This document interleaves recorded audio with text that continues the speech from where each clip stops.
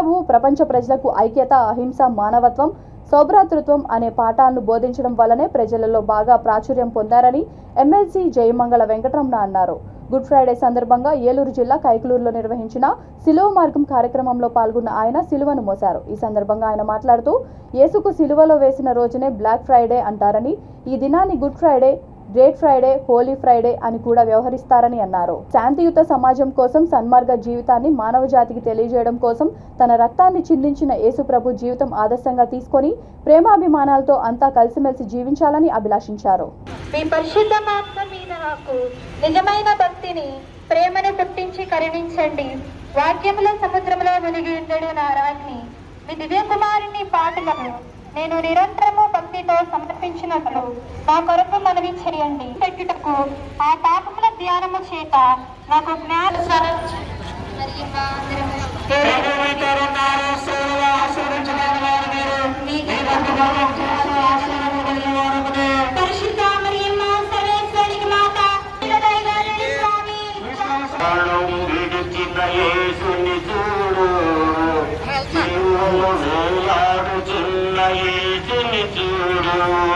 బాబులకై ప్రాణం విడిచిన యేసుని చూడు, నీ కోసమే నా కోసమే నా పాత్ర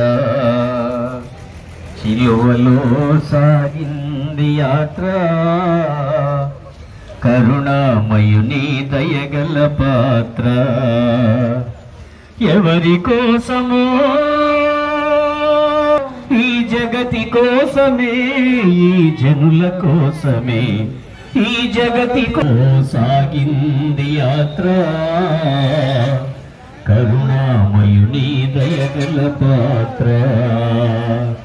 సిలువలో సాగింది యాత్ర, కరుణామయుని దయగల పాత్ర. పాలుకారు దేహము పైన పాపాత్ముల గుణాలెన్నో, పాలుకారు దేహము పైన పాపాత్ముల గుణాలెన్నో.